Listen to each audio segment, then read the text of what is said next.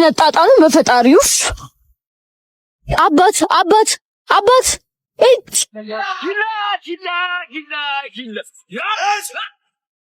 ኡፊት አሁን ምንድነው ቆይ የማደርገው?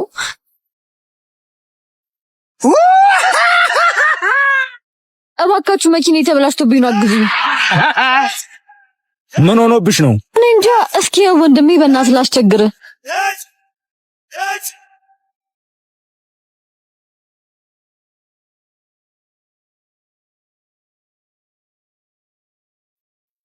ምንድነው የሆነብሽ?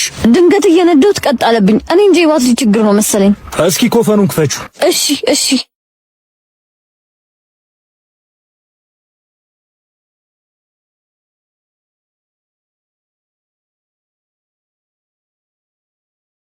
እስኪ መፍቻ አምጪ። እሺ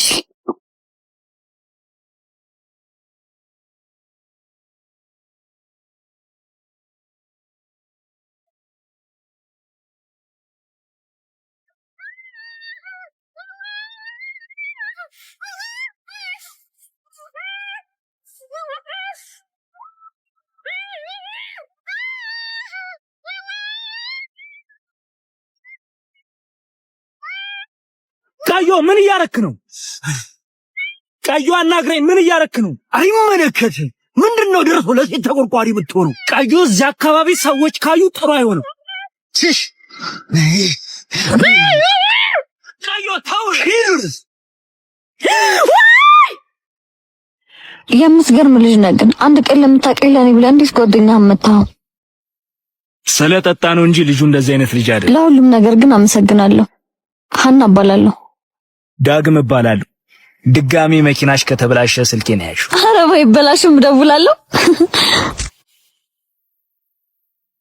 ና ያዘኝ።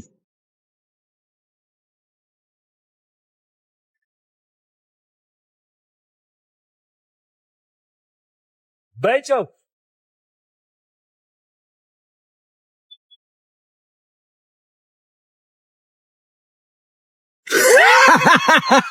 መፍቻ አምጪ። እሺ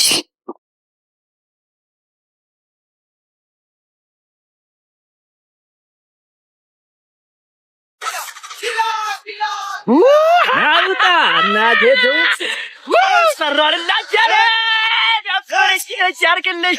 ምን ሆነ ነው ማስገመት ሰው?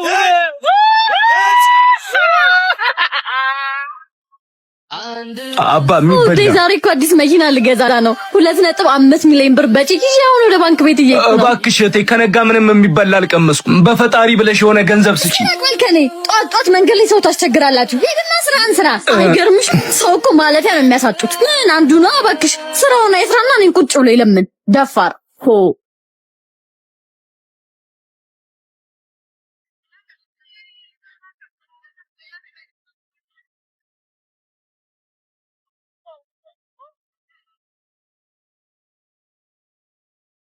ሁለት ነጥብ 5 ሚሊዮን ብር እኮ ህይወቴን ይቀይረዋል።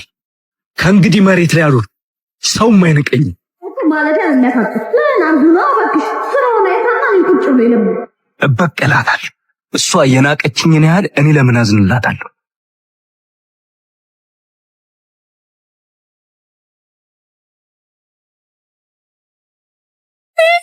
ወይኔ ጉዴ ፈላ! ወይኔ ብሬ! ወይኔ ጉዴ ፈላ! ወይኔ ምንድነው የማደርገው? አባት 2.5 ሚሊዮን ብር የተጻፈበት ቼክ አግኝታል። የድርጅት ነው እሱ። ካልተገኘ ይታሰራል። ይቅርታ፣ እኔ ምንም የማውቀው ነገር የለም። ምን አድርግ ነው የምትይው?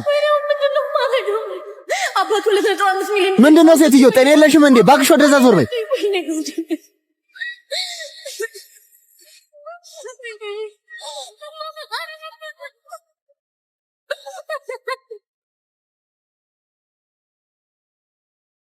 እናት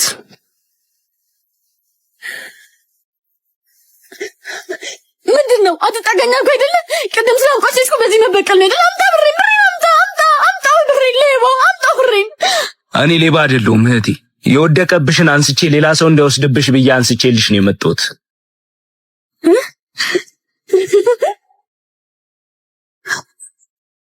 ቆይ አንተ እንዴት አልወሰድከውም? ማንም እኮ አላየህም ነበር። ይሄን ብር እኮ ብትወስዱ አንተ ህይወት ይቀየር ነበር። እኔ እንደዛ አንቋሸሽ ይከል ነበር። እኔ ደሃ የሆንኩት በኪሴ ነው እንጂ በህሊና አይደለም። መሬት ላይ ስለተቀመጥኩኝ ካንቺ በታች ሆንኩ ይመስልሻል?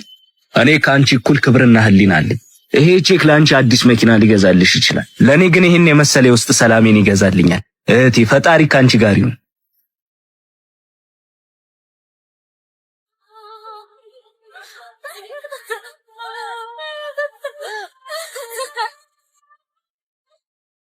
ምንድነው ይኸው እየመጣው ነው አልኩሽ አይደል እንዴ?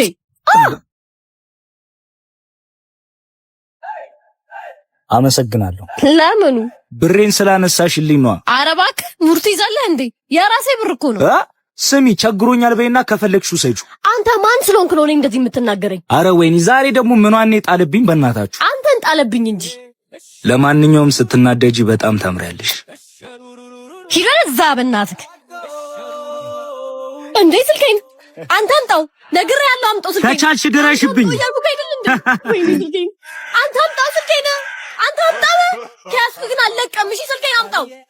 አይ ወይኔ ግሬ ወይኔ ጉዴ። ተረፍሽ። አፈር ብላሽ። ባንቺ እጅ ከተሰራ ምን ችግር አለው እንዴ? ስለምወድ ነው በጥፌ መተው በይኝ። በጣም ነው የጠለውክ። እኔ ግን ስለወደድኩሽ ነው። ያማል እንዴ? ነይ አሁን እግርሽን ካመመሽ ወደ ሆስፒታል እንሂድ። ልቀቀኝ። አልሄድም። ነይ እንዴት እንደማትሄጂ አሳይሻለሁ። እምቢ አልፈልግም። ወይኔ ጉዴ ፈላ። አንተ ልቀቀኝ። ወይኔ ጉዴ። የት ልግባ? ወይኔ የት ልደበቅ? ወይኔ ካገኘ ይገደሉ።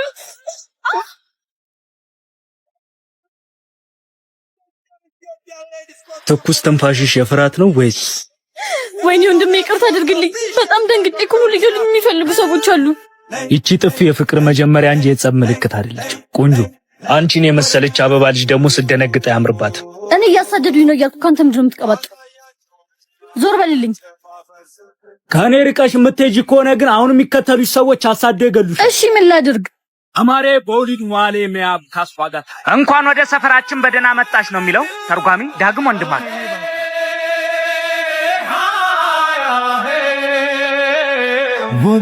ሰማይንና ምድርን የፈጠረ ጌታ ዛሬ አንቺን ሲፈጥር ልዩ ጥበቡን የተጠቀመ ይመስላል። ይሄ የህንድ ሳሪ በአንቺ ላይ ሲሆን ጨረቃ ከደመና በላይ የወጣች ይመስላል። ውበትሽ ልቤን ብቻ ሳይሆን የዚህን የሰፈር አየር በአንድ ጊዜ ቀየረው።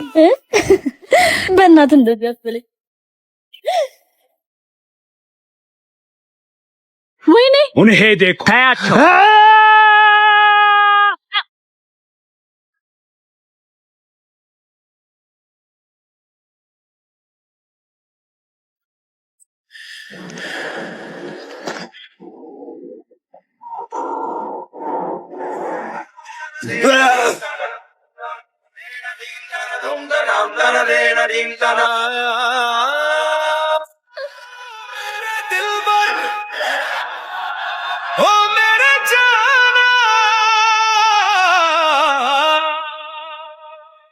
በይህንን ጀግንነት የተማርከው? በጀግንነቷ በምትታወቀው ህንድ ነዋ። ኒው ዴሊ ውስጥ ለ7 ቀን ቆይቼ ነበር። በ7 ቀን ይሄ ሁሉ እንዴ? በጃኑ ቱር ኤንድ ትራቭል ነዋ። ኒው ዴሊ ለ7 ምሽቶች የሚኖረውን ቆይታ ሙሉ በሙሉ እነሱ ናቸው ኃላፊነቱን ወስደው የሚያስተናግዱት። ሆስት ያደርጋሉ። ፓኬጁ ደግሞ የሚያካትተው ትኬት፣ ቪዛ፣ ሆቴል፣ የኤርፖርት መውሰጃና ማረሻ፣ ሲም ካርድ፣ ሾፒንግ፣ ሲቲ ታወር ሁሉንም እነሱ ናቸው የሚያዘጋጁ። እኔም ብሄድ ግን ደስ ይለኛል። አድራሻቸውን ከፈለግሽ 22 ጸጋ ህንጻ ወይም አውራሪስ ህንጻ ፊት ለፊት 7ኛ ፎቅ ቢሮ ቁጥር H03 ይገኛል። ጃኑ ቱር ኤንድ ትራቭል ና አብረን እንብረር።